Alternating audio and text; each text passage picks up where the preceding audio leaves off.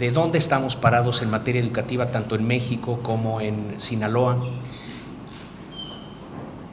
comparándonos con actores internacionales, porque en este mundo tan interconectado y globalizado nos tenemos que comparar con el mundo, tenemos que saber dónde estamos parados en ese sentido en cuanto a cantidad y también calidad educativa. Y les quiero platicar también de impresiones de cómo va la reforma educativa. Por eso le pusimos este título al asunto: Reforma Educativa, Oportunidad Histórica o Simulación. ¿Vamos a empezar a transformar el sistema educativo o vamos a simular nuevamente nada más con transformaciones normativas? Entonces, de esos dos grandes elementos se compone cómo está más o menos la educación y, segundo, cómo va caminando la reforma educativa. Pues bien, en cuanto a cantidad educativa, lo que les quiero comentar es que estamos literalmente hiriendo a cada generación de niños y jóvenes del país y también a cada generación de niños y jóvenes de Sinaloa. Esa es la realidad y todos tenemos responsabilidad en esto. Pero esta aseveración fuerte que hago en este momento la quiero respaldar con datos. Imaginemos que una generación de niños mexicanos o sinaloenses numera 100 para facilidad de cálculo. Lo que nos dicen las cifras es que 6 años después de iniciar la escuela primaria, 92 la van a terminar en tiempo y forma. La cifra no se ve mal, solo estamos perdiendo a 8 en esa fase inicial. En el caso de Sinaloa es 87. Ahí hay un atraso en relación a la cifra nacional. 3 años después ya perdimos a una tercera parte de cada generación. 71 nos van a terminar la secundaria, 74 aquí en Sinaloa, ahí se nos adelantaron un tanto, y el bachillerato menos de la mitad de cada generación, solo el 40%. El bachillerato es 51 aquí en Sinaloa. Esto nos da un promedio de escolaridad un poquito más elevado en Sinaloa del que tenemos en el país, pero aún muy insuficiente en el contexto internacional. Como pueden ver, voy a comparar a México con sus socios comerciales norteamericanos. Tenemos casi 5 años menos de escolaridad por habitante que esas naciones y todavía menos que, por ejemplo, los escandinavos, que están por encima de los norteamericanos en escolaridad. Esto nos complica la posibilidad de competir con el mundo más desarrollado, porque cada generación está menos preparada, tiene menos tiempo de exposición a la educación. En este caso, multipliquen 2 millones, que es el número de niños y jóvenes mexicanos que entran a la primaria cada año, por 8.6, y multipliquen 5.5 millones de norteamericanos que entran también a la educación básica cada año, por 13.3, y verán que estamos hablando de decenas de millones de años más de preparación en una generación. Si eso lo vemos por todas las generaciones, pues estamos hablando de cientos de millones de años más de preparación promedio en una sociedad que en la otra. Tenemos no nada más un problema de cantidad educativa, lo tenemos también de equidad en cuanto a las oportunidades educativas. Aquí pueden ver que Culiacán se acerca a los 10 años, Mazatlán le pisa los talones, pero pueden ver a Badiraguato o a Xochitl en 5.9 y 6.2 años. Es decir, están yendo al quinto de primaria o al sexto de primaria en estos municipios más atrasados de la entidad.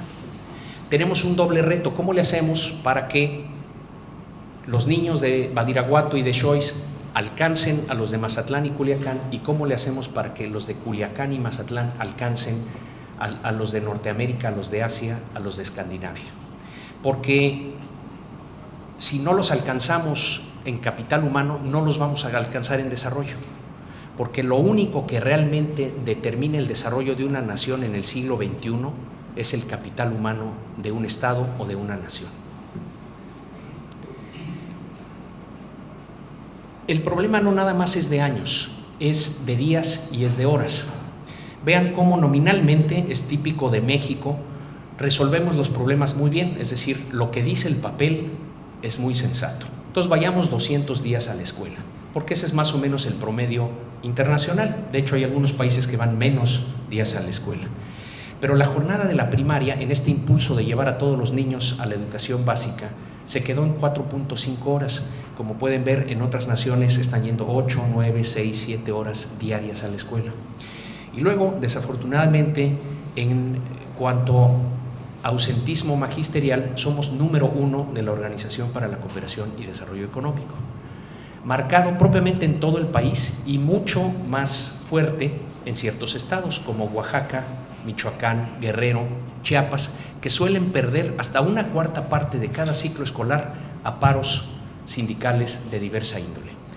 50, nosotros llevamos la cuenta de cada uno de esos estados y en los últimos 3 o 4 años han promediado 48 a 50 días que se pierden en el ciclo escolar cada año.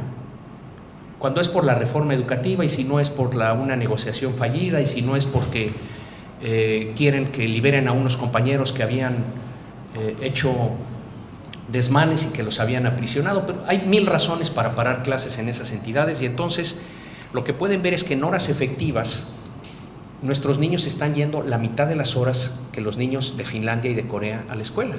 Entonces, menos años, menos horas. Ahora, veamos cómo se utilizan las horas de cada día escolar. Este dato viene de un estudio de Banco Mundial de este mismo año, del año 2014, que se llevó a cabo a lo largo de muchos años. Se metieron a las escuelas latinoamericanas para ver qué también se estaba aprovechando el tiempo dentro de las escuelas. Y miren, solo 2 de esas 4.5 horas se están aprovechando en enseñanza-aprendizaje. Únicamente 2. 2 contra 6, 7, 8 de otras naciones. ¿Y el resto del tiempo qué se hace? Aquí está: gestión de clase, pase de lista, corrección de tareas, repartir papeles, poner en orden al salón. Como tenemos un sistema educativo esencialmente fallido, lo puedo decir tal cual, en todo el país, incluyendo a Sinaloa. Ahorita vamos a ver más información relacionada a la calidad de la educación.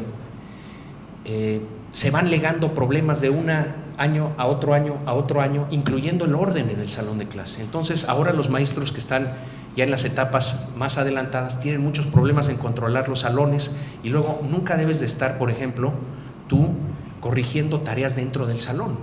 El tiempo en el salón es para enseñanza-aprendizaje. La corrección la haces en la tarde, ¿no? Pero si no hay suficiente supervisión directiva y de los supervisores sobre las escuelas, pues suceden estos fenómenos de ausentismo y de mal uso del tiempo dentro de las aulas. Adelante. Vean los comparativos con otras naciones, inclusive latinoamericanas. Aquí no nos estamos comparando con Escandinavia, ni con Europa, ni con Asia. Vean cómo la franja de enseñanza está en solo 50%, en gestión de clase estamos en un 30 y pico %, y luego tareas ajenas a la clase. Bueno, pues yo creo que eso se refiere a que el maestro o llegó tarde o no llegó. Y vean lo recomendado: 80%, pasado del 80% en enseñanza, alrededor del 20% en gestión de clase y nada en tareas ajenas a la escuela, ¿no? Atrás de Jamaica, Perú, Honduras, en fin. Adelante. Esto es lo que nos gestó un arreglo corporativo político con el magisterio que acabó por legarnos un sistema no de educación y de atención al derecho básico de nuestros niños a tener un mejor futuro, sino un sistema de empleo, prebendas y corruptelas para los adultos. Un sistema educativo que se olvida de sus escuelas y de sus niños y de sus jóvenes, pues es un sistema que se olvidó de la razón para la cual fue creado.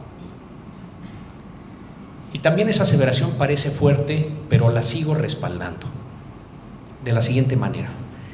Estos son los resultados de la prueba PISA para el año 2012, la última prueba que tenemos de este tipo, se presenta a los 15 años, es la prueba reina a nivel internacional y mide los resultados de 65 naciones.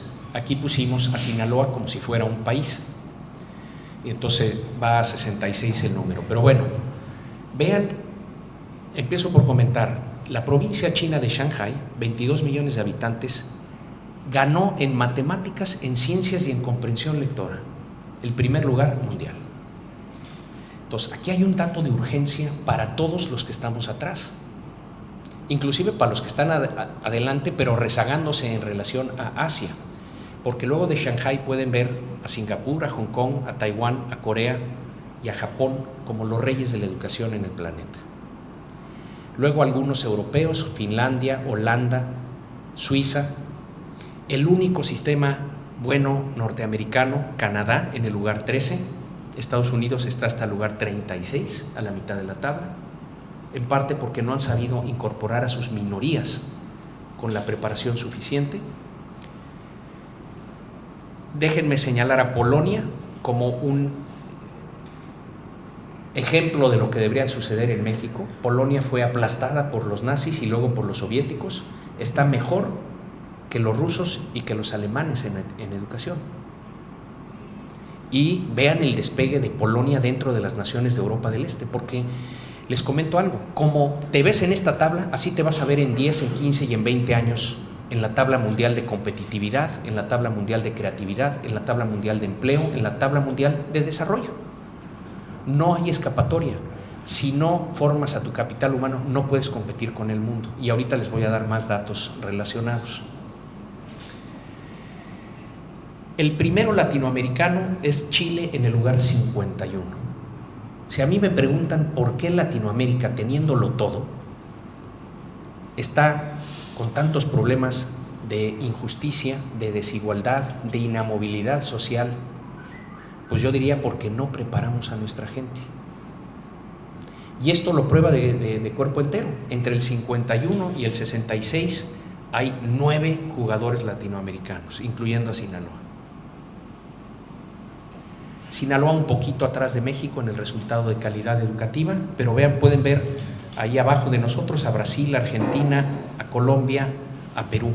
Yo todas las intentonas de Latinoamérica por el desarrollo, inclusive las mejor vendidas, tipo la de Brasil, que no quiero desdeñar el avance que ha tenido Brasil, pero no va a lograr el desarrollo Brasil si sigue en el lugar 59 de la tabla internacional educativa. No es posible, no se sostiene. Y se le está viniendo abajo el teatrito a Brasil, ¿verdad? Se le está viniendo abajo el teatrito. Adelante. Este es el resultado, esta es la tabla que me gustaría que recordaran y que cada vez que salga el gobernador, el secretario de Educación, el secretario de Finanzas, el presidente o cualquier otra persona a presumirnos los resultados educativos de Sinaloa, volteemos a ver esta tabla y les digamos, tenemos que hacer mucho más. Tenemos que hacer mucho más. PISA se mide del nivel 0 al nivel 6, 6 siendo el más alto. En el nivel 0 y 1, que es la franja roja, vamos al caso de ciencias. 52.2% de los alumnos de 15 años de Sinaloa. Eso quiere decir que más de la mitad de la generación de los jóvenes de Sinaloa fueron 9 años a la escuela y no entendieron ni el concepto de lo que es la ciencia. Olvídate de que sean químicos o físicos, no entendieron lo que es la ciencia. Esa es definición de PISA, no mía. 34.8 pasaron de panzazo, 6 de calificación. ¿Ustedes creen que 6 de calificación es suficiente para medirse con Singapur y con Corea y con Suiza? Súmenle, 87% de la generación no está preparada para el siglo XXI. 87%. Ahora que nos presuman los buenos resultados educativos de Sinaloa.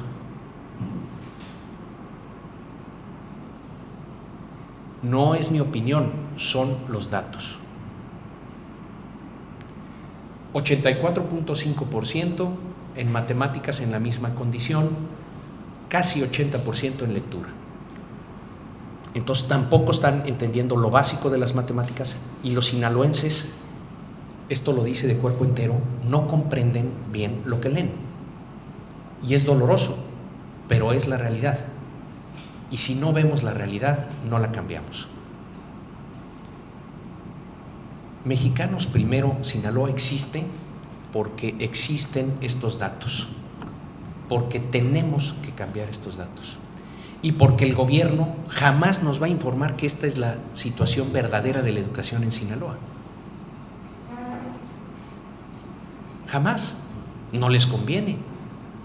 Pero si no lo descubrimos nosotros como ciudadanos y lo publicamos y exigimos y proponemos cómo cambiar esto, entonces no llegamos. Por favor, esta tabla es la más importante. Y hasta que esto no cambie, en mi opinión, la función de los medios y de la sociedad civil organizada es empujar para que se transforme esto en la lógica de exigencia, de diagnóstico, de investigación y también de propuesta. Porque Mexicanos Primero nace en Sinaloa no nada más para denunciar esto, sino para anunciar qué es lo que tenemos que hacer para cambiar estos números. Adelante. ¿Cómo le va a competir Sinaloa y México a estos otros países con grandes franjas verdes, amarillas y muy pequeñitas, naranjas y rojas, cuando nosotros tenemos muy grandes de otro tipo? Hay muchas cosas que tenemos que hacer. La educación no nos va a resolver todo, pero ciertamente tenemos que resolver el tema educativo si queremos resolver a México. Ese es un punto central. Vean en excelencia, 55% de los chavitos de Shanghái, 30% de los coreanos, 0.6% de los mexicanos y 0.4% de los sinaloenses. Entonces no estamos formando Bill Gates, ni Mark Zuckerberg, ni Bill Clintons. Esto afecta absolutamente todo, porque entonces no estamos creando buenos ingenieros, buenos abogados, buenos políticos, buenos nada.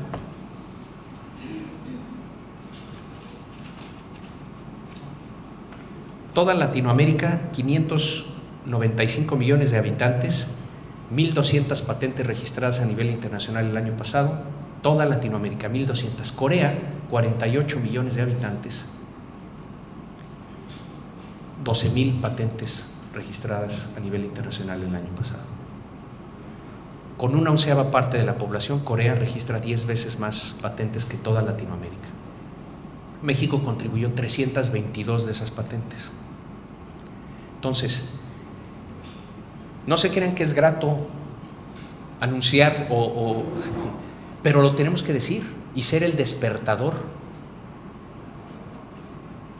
tanto a nivel nacional como a nivel local, de que estas cosas tienen que cambiar y que la reforma energética, por importante que es, y la de telecomunicaciones y la laboral y las políticas, no van a resolver esto. Esto se tiene que resolver a través de la reforma educativa. Otro tema que Mexicanos Primero está denunciando y tratando de corregir a nivel nacional y también a nivel local. Esto es lo que nos dice el censo. Este censo se hizo porque nosotros llevamos literalmente fregando al gobierno que se hiciera el censo desde hace 7.5 años. Se comprometieron los candidatos a hacerlo, todos, porque no pudieron responder a una pregunta muy sencilla que luego se denunció a través de la película de Panzazo. ¿Cuántos maestros hay en México? Imagínense el desorden y la corrupción rampantes en el país, derivados de este sistema de empleo, no sistema educativo, que no nos podían responder esa sencilla pregunta. Se comprometieron los candidatos a hacer el censo. El presidente Peña Nieto cumplió y se lo encargó al INEGI. Lo anunció los primeros días de su gobierno y los resultados nos los entregaron parcialmente en marzo de este año. Dicen que el 24% de las escuelas en el país no tienen sanitarios. En Sinaloa es casi el 10%. En las primarias indígenas de Chiapas, Oaxaca y Guerrero, casi el 50%. 31% de las escuelas no tiene agua corriente, en Chiapas 60%, en Sinaloa el 10%. Sin drenaje, 47.5% de las escuelas de Sinaloa. Un poquito arriba del promedio nacional. Y podemos ahí seguir viendo que el 15% de las escuelas, por ejemplo, no tienen pizarrones, ya déjense de computadoras y conectividad, ¿verdad? Sin electricidad, ahí nos faltó ese dato, se los prometo a través de Juan Alfonso, y si lo podemos conseguir ahorita, mejor. Y dice también el censo que en el país, y estos no son datos de Mexicanos Primero, estos son datos del Instituto Nacional encargado de este tipo de mediciones, del INEGI, que hay 298,000 pagos irregulares o ilegales a personal que no se encuentra en el centro de trabajo en donde cobra. Déjenme repasar los distintos supuestos que nos da el INEGI. Y primero, la base bajo la cual la hicieron. Los gobiernos de los estados dieron la información a la Secretaría de Educación Pública de lo que ellos sabían de las escuelas. Y el INEGI no tomó esos datos por buenos, fue a cada una de las escuelas a encuestar qué sucede en cada una de las escuelas. Entonces, los datos más confiables son el que fue a la escuela y preguntó y verificó. Hay aviadores, personas que trabajan, que ganan de la educación, pero no sabemos qué hagan. 39,000 de esos en el país, 2,561 en Sinaloa. Comisionados, personas que por lo general trabajan para el sindicato y deberían de ganar del sindicato, no de maestro, no de director, no de supervisor. La ley es clarísima, prohíbe todos estos pagos. 30,000 de esos a nivel nacional, 1,428 en Sinaloa. 113,000 personas en otro centro de trabajo. Eso quiere decir que ganan en la Benito Juárez, pero trabajan en la José Ortiz de Domínguez, o quizá trabajan en la Secretaría de Educación, o quizá trabajan haciendo de chofer de algún funcionario público. Pero yo me imagino que a todos ustedes les pagan donde laboran. ¿Por qué a 113,000 personas les pagan en un lugar distinto al que laboran? El caso de Sinaloa, 4,689. Y luego nos hablan de 114,000 jubilados, retirados, inclusive personas fallecidas, y alguien sigue cobrando por ellos. No los han dado de baja. Deberían de estar, si verdaderamente cumplieron con su función, pues deberían de estar en las listas del ISSSTE, no en las listas del magisterio. 114,998 nacional, 3,350 en Sinaloa. Nosotros sacamos un cálculo muy sencillo y muy conservador a nivel nacional de un salario de 10,000 pesos para cada una de estas personas. Multiplicarlo por 12 meses, a nivel nacional la cifra es de 35,000 millones de pesos. A nivel local, la cifra es de 1,443 millones de pesos cada año.